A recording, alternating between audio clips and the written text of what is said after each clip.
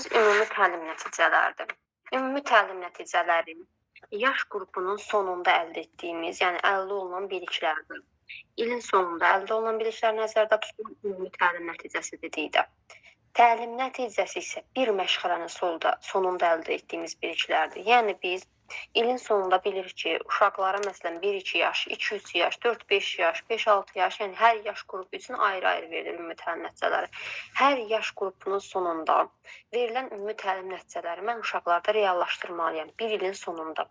Bir ilin sonunda bilməliyim ki, uşaq məsələn fiziki hərəkətləri özü artıq sərbəst formada yerinə yetirir, özü ailəsi, vətəni haqqında məlumat verir və yaxud da ki, nitq etiketlərindən istifadə edir, bu yaş qrupuna görə dəyişir.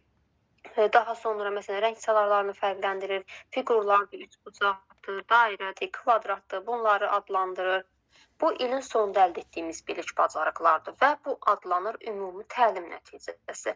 Təlim nəticəsi isə bir məşğələnin sonunda əldə olunan bilikdir. Biz məşğələ keçirik və sonunda qiymətləndiririk, meyyar cədvəlindən istifadə edirik, düzdürmü? Bax, orada əldə etdiyimiz bilik bacarıq adlanır təlim nəticəsi. Təlim nəticəsi sizin qarşınıza məqsəd kimi də çıxa bilər. Yəni məqsəd elə təlim nəticəsidir. Və ümumi təlim nəticələri indiki zamanda olmalıdır. Yəni ır-ir, ur-ür də olmalıdır axırı. Mütləq uşağın fəaliyyətinə əsaslanır, müəllimin köməyi olmamalıdır və təlim nəticələri nəticə yönümlü olmalıdır, maksimum 3-4 sayda olmalıdır. Məzmun xətti hər bir qrupda müəyyən olmuş məzmunun əsas və zəruri hissəsidir. Birinci rəqəmlə ifadə olunur. Yaş qrupları üzrə bacarıqlar məzmun xəttinə uyğun olaraq formalaşır və məzmun standartı ilə məzmun xəttini qarışdırmayaq. Bəzi müəllimlər məzmun xətti ilə məzmun standartını qarışdırırlar. Əslində bizdə inkişaf sahələri gedir, yəni məktəbə qədər də məzmun xətti əsasən fənn müəllimlərinə aiddir. Hər fənnin öz məzmun xətti olur. Bizdə inkişaf sahəsidir və məzmun standartı ilə məzmun xətti fərqlənir. Məzmun standartı uşağın bilik və bacarıq hissəsinə qoyulan dövlət tələbidir. Bilik və bacarıq, yəni bilik uşağın nə öyrənəcəyidir, bacarıq öyrəndiyini necə nümayiş etdirməyidir. Bacarıq eyni zamanda fəaliyyət də adlanır. Məsələn, uşaq deyək ki, uşaq məsələn gigiyena qaydalarından deyək ki, uşaq əl dəsmalıdır, burun dəsmalıdır, bunlardan istifadə edir. Əgər uşaq burada bilik hissə hansıdır, bacarıq hissə hansıdır, kim deyə bilər? Kimsə bilirsə deyə bilər, səs açıb deyə bilər. Mən bir dənə cümləni təkrarlayın, deyim. Elə siz bir dənə özünüzə nümunə deyin. Məsələn, biliklə bacarıq olsun orada. Bilik hissə hansıdır, bacarıq hissə hansıdır? Aysel məşğələni tam mənimsədi. Aysel mənə burada bilikdir. Aysel məşğələni tam mənimsədi. Tam mənimsədi mənə fəaliyyətdir. Yəni feil nə etdi? Mənimsədi. Feil olan hissə fəaliyyətdir. Amma Aysel məşğələni mənə burada isim olan hissə də yəni bilikdir. Bilik və bacarıq. Aha, bir dənə. Bəli. Axşamını istəyir Safra müəllimə. Hər vaxtdan istəyir. Olar, mən deyim, mən gecikdim rəsmi səsimi. Deyin, rəsmimdən də buyurun. Mən deklarasyon sadə suallar əsasında danışır. Bu sadə suallar bilikdir. Haqqında danışırsa bu fəaliyyətdir. Bəli, feil varsa fəaliyyətdir. Baxın, 1.2.1 standartında deyir ki, deməli mən qəbul edeyim. Deyir ki, şəxsi gigiyena əşyaları, daraq, dəsmal və s. tanıdığını nümayiş etdirir. Şəxsi gigiyena əşyaları, yəni daraq, dəsmal uşağın bilik hissəsidir. Nümayiş etdirirsə, feil varsa bu bacarıq hissəsidir. Aydınmı? Və ya da ki, başqa bir misallar da deyə bilərik biz.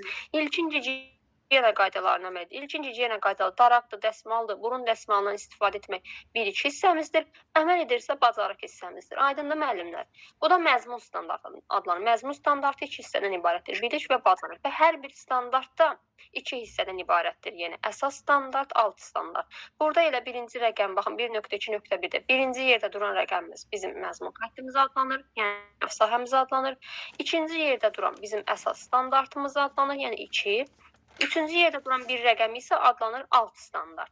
Əsas standart məzmun xətti üzrə görüləcək fəaliyyətin istiqamətini müəyyənləşdirir və əsas standart dəyişməzdir. Daha mürəkkəb bacarıq tələb olunduqda dəyişir. Alt standart isə əsas standartla ifadə olunmuş fikrin müəyyən bir hissəsidir və alt standartında funksiyalar var ki, təlim məqsədinin dəqiq müəyyən olunmasıdır, təlim strategiyalarının düzgün seçilməsidir, təlimdə inteqrativliyi təmin etməkdir və təlimin məzmununun davamlı inkişafıdır. Bu da alt standartın funksiyalarına aiddir. Təlim strategiyalarının düzgün seçilməsi dedikdə nə başa düşürsünüz müəllimlər? Müəllimə, resursların düzgün seçilməsi. Yox. Yəni iş üsulu, iş forması. İş üsulu, iş forması nəzərdə tutulur. Bəli. Təlim məqsədinin dəqiq müəyyən olmasıdır ki, biz necə Smartda S-də, spesifikdə vurğulayırıq ki, təlim məqsədi dəqiq aydın olmalıdır. Bax, o nəzərdə tutulur. Təlim strategiyanın düzgün seçilməsi dedikdə, yəni iş forması, iş üsullarımızı biz düzgün seçməliyik. Təlimdə inteqrativlik dedikdə, yəni inteqrasiya nəzərdə tutulur. Təlim məzmununun davamlı inkişafda, yəni alt standartlar yaş qrupları üzrə dəyişir, sadə müəkkəbə doğru bacarıqlar dəyişir.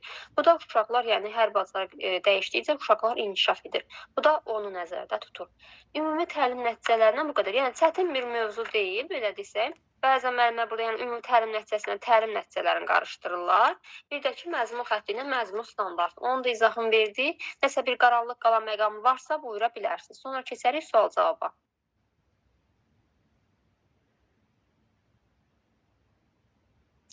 Hər kəsə aydın oldu mu? Aha, gözəl. O zaman əl işarələrinə toxunaq müəllimlər. Keçək sual-cavaba. Bir sual daha bir.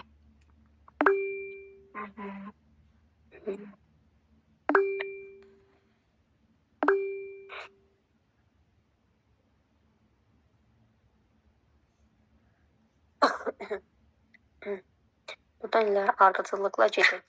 Asif yazılan müəllimə, hər vaxtınız xeyir. Axşamınız xeyir müəllimə, necəsiniz? Axşamınız xeyir. Çox sağ olun. Siz necəsiz? Sağ olun, yaxşı olun. Siz deyərdiniz zəhmət olmasa, fiziki mədəniyyət məşğələsi neçə hissədən ibarətdir? 3 hissədən ibarətdir. Giriş, əsas, yekun. Gözəl. Hansı hissədə biz yəni yaranmış həyəcanlı vəziyyətdə çıxarmaq üçün giriş? Yekun hissədir, düzdür. Cari planlaşdırmaya nələr aiddir müəllimə? Ardıcıllıqla zəhmət olmasa. Standart, mövzu, inteqrasiya, iş forması, iş üsulu, resurslar. Gözəl. Sonra nə gəlir? Resurslar Məşğələ mərhələləri. Mərhələləri, motivasiya, dərk etmə, aktuallaşdırma, bir də tətbiq etmə. Yox, aktuallaşdırma, motivasiya, dərk etmə, tətbiq etmə. Düzdür müəllimə? Sonra gəlir reflektiv suallar, bir də qiymətləndirmə. Smartı bilirsiniz müəllimə? Bilirəm, amma o sual-cavabda cavab verə bilməyəcəm, çünki testi bacarıram müəyyən vaxtda. Qoy deyə görə hələ nə bilirik. Smartın S-i nəyi bildirir? Müəllimə, İ'si... Baxın, mənim YouTube kanalında atmışam Smart haqqında video izah. Şimdi yoxsa... Necə müəllimə? Vaxt eləyən kimi ona baxacam. Bəli, baxarsınız. Eybi yox. O zaman orada sual verməyək sizə. Spesifiklik nədir müəllimə? Aydın, dəqiq olması təlim nəticəsinin.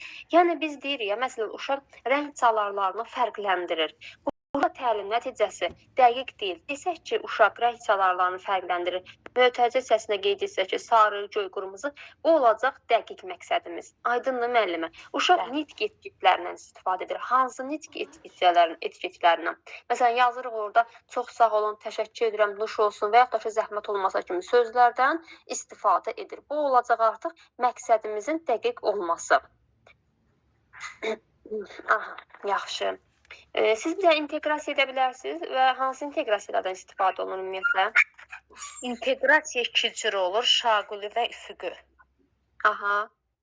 Şaquli müxtəlif yaş qrupları arasında olur, üfüqü eyni yaş qrupları arasında olur. Bir dənə üfüqü inteqrasiya edə bilərsiniz? Bəli, üfüqü necə misal çəkim? Fərqli inkişaf sahəsində, düzdürmü? Məsələn, idrak estetikaya əlaqələndirin, idrak estetikaya əlaqələndirin. Üçə qədər sayır, üçə qədər sayır, üç rəqəmini rəhləyir. Yəni